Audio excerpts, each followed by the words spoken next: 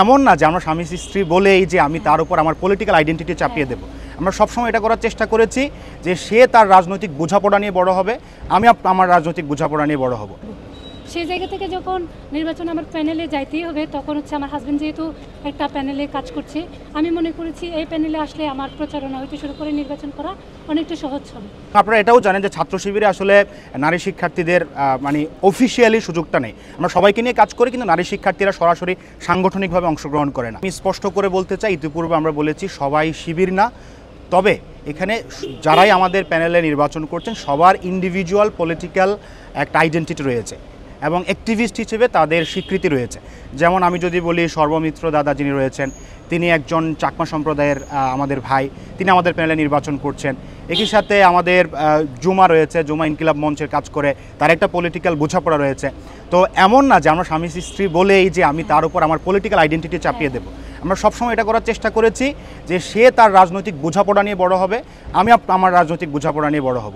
এবং আপনারা এটাও জানেন যে ছাত্র শিবিরে আসলে নারী শিক্ষার্থীদের মানে অফিসিয়ালি সুযোগটা নেই। আমরা সবাইকে নিয়ে কাজ করি, কিন্তু নারী শিক্ষার্থীরা সরাসরি সাংগঠনিকভাবে অংশগ্রহণ করে না। এবং তার নিজের চিন্তা থেকে সে একটা প্ল্যাটফর্ম গড়ে তুলেছে, আমি তাকে সর্বোচ্চ সহযোগিতা করি, ইন্সপায়ার করি, কারণ আমি বিশ্বাস করি প্রত্যেকেরই সমাজের জন্য কোনো না কোনোভাবে কাজ করা দরকার। সেখান থেকে সে তার পলিটিক্যাল অ্যাক্টিভিজম করে, সে তার নিজস্ব বোঝাপড়া নিয়ে বড় হয়েছে এবং আমি চেষ্টা করি আমার তার এই বোঝাপড়ায় সহযোগিতা করার জন্য।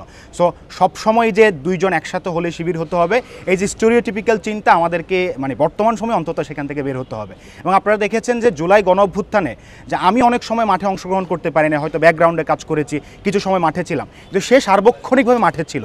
বিভিন্ন প্রথম সারির গণমাধ্যমে আপনারা তার ফুটেজ দেখবেন, ইভেন যে প্লে কার্ডগুলো হয়েছে, সে বাসায় বসে বসে প্লে কার্ডগুলো করতো।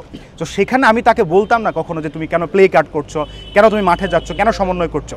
সো তার যে রাজনৈতিক বোঝাপড়া, আমি যতক্ষণ পর্যন্ত মনে করেছি যে এই বোঝাপড়াটা মানুষের জন্য, এই বোঝাপড়াটা শিক্ষার্থীদের কল্যাণের জন্য, আমি চেষ্টা করেছি আমার জায়গা থেকে তাকে সহযোগিতা করার জন্য। সো এখন যেহেতু সে আমাদের প্যানেল থেকে নির্বাচন করছে, আমার সর্বোচ্চ চেষ্টা থাকবে তার প্রচারণার ক্ষেত্রে, তার বিজয়ী হয়ে আসার ক্ষেত্রে সর্বোচ্চ সহযোগিতা করা। এবং আমি আশা করছি সেও আমাকে সে সহযোগিতাটা করবে। আমরা কালেকটিভ যে কোঅপারেশন, সেটার মধ্য দিয়ে শিক্ষার্থীদের জন্য আমরা কিছু করতে চাই এবং এই কমিটমেন্ট থেকে আমরা ডাকসুতে অংশগ্রহণ করছি। সুতরাং আমরা যদি বিজয়ী হই, আমাদের যে কাজের যাত্রা, আমরা এতদিন ধরে, আমি 6 বছর ধরে কাজ করছি, ও 4 বছর ধরে কাজ করছে, এই যে কাজের ধারাবাহিকতা, এই ধারাবাহিকতাটাকে আরও কতটুকু ত্বরান্বিত করা যায় সেই বিষয়টা নিয়ে আমরা চেষ্টা করব। তার মানে এই না যে আমরা বিজয়ী না হলে আমরা কাজ করব না, আমাদের কাজ কিন্তু চলমান রয়েছে অলরেডি। সে তার প্ল্যাটফর্ম নিয়ে অনেকগুলো প্রোগ্রাম করেছে, আমি আমার প্ল্যাটফর্ম থেকে অনেকগুলো প্রোগ্রাম করেছি। তো এই প্রোগ্রামগুলো চলমান থাকবে এবং একই সাথে যদি বিজয়ী হয় তাহলে আমরা আরও কাজ করার চেষ্টা করব।